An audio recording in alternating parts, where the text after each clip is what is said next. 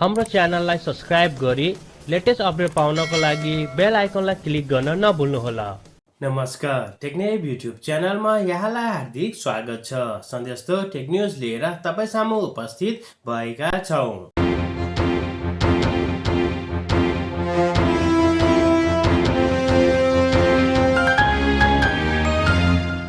Finally ओप्पोले आफ्नो Oppo F19 pro र pro plus 5G भेरिएन्ट्सको मोबाइललाई चाहिँ इन्डियन बजारमा लन्च गरिसकेको छ।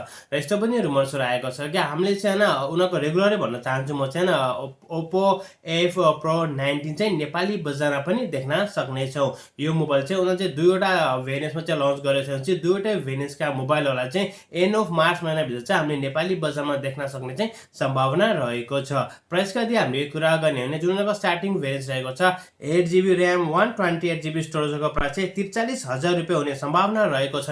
जुनको हाई भेरिएन्ट रहेको छ 8GB को र्याम छ 256GB स्टोरेजको प्राइस चाहिँ 47,000 रुपैयाँ चाहिँ नेपाली बजारमा चाहिँ पर्ने सम्भावना रहेको छ।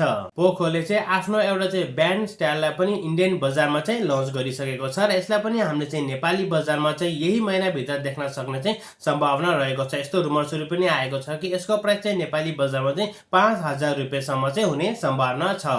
फाइनली Realme 8 Pro को चाहिँ केही भिडियोहरु चाहिँ बाहिर आइसकेको छ र उनले आफ्नो अफिसियली पेजमा चाहिँ एउटा भिडियोलाई आउट गरेको छ जसमा हामीले चाहिँ क्लियरली देख्न सक्ने छौं कि यसमा हामीले चाहिँ इन डिस्प्ले फिंगरप्रिन्टलाई चाहिँ देख्न सक्ने छौं र यो मोबाइल पनि छिटै नै इन्डियन बजारमा चाहिँ लन्च हुने तयारी गरिरहेको छ। अब नेपालको बारेमा त तपाईलाई थाहा नै छ Realme ले चाहिँ आफ्नो मोबाइलहरुलाई चाहिँ नेपाली बजारमा चाहिँ एकदमै ढिलो लन्च गर्छ। अब हेरौं अब चाहिँ Realme ले आफ्नो यो मोबाइलहरु चाहिँ कहिलेसम्म चाहिँ लन्च गर्दै रहेछन्। Lenovo ले पनि आफ्नो जुन गेमिङ मोबाइल रहेको थियो Lenovo Legend 2 Pro लाई चाहिँ लन्च गर्ने चाहिँ तयारी गरिरहेको छ र यिनीहरु कन्फिगरेसन यदि हामीले कुरा गर्ने हो भने चाहिँ यसमा पनि हामीले चाहिँ फ्ल्यागशिप चिपसेटलाई देख्न सक्नुहुन्छ जुन चाहिँ स्न्यापड्र्यागन 888 को रहेको छ। भनेपछि 64 मेगापिक्सलकै क्यामेरा हुन्छ। यसको साथसाथै हामीले चाहिँ यिनीहरुमा चाहिँ 16GB सम्मको र्यामलाई देख्न सक्छौं भन्ने कुरा पनि आएको छ। अब हेरौं न यसमा चाहिँ हामीले कति GB सम्मको चाहिँ र्यामलाई र रोमलाई चाहिँ देख्न सक्ने छौं। यदि हामीले एउटा रिपोर्टलाई चाहिँ मध्यनजर राख्ने हो भने चाहिँ नोकियाले पनि एउटा चाहिँ गेमिङ मोबाइलमा चाहिँ काम गर्न लागेको चाहिँ कुराहरु चाहिँ बाहिर आएको छ।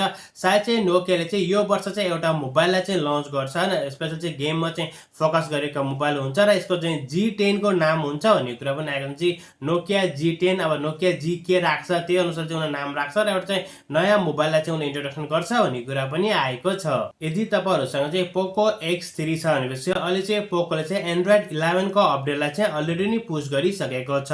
यदि तपाईहरुसँग चाहिँ अहिलेसम्म नै अपडेटको नोटिफिकेसन आएको छैन भने सेटिङमा गएर तपाईले चाहिँ अबाउटमा गएर फोनमा चाहिँ अपडेट गर्न सक्नुहुनेछ। यदि त्यहाँ पनि छैन भने चाहिँ केही दिनपछि तपाईले चाहिँ अपडेट चाहिँ पाउनु हुनेछ र यसको साथै फेब्रुअरीको सिक्युरिटी अपडेट पनि रहेको छ।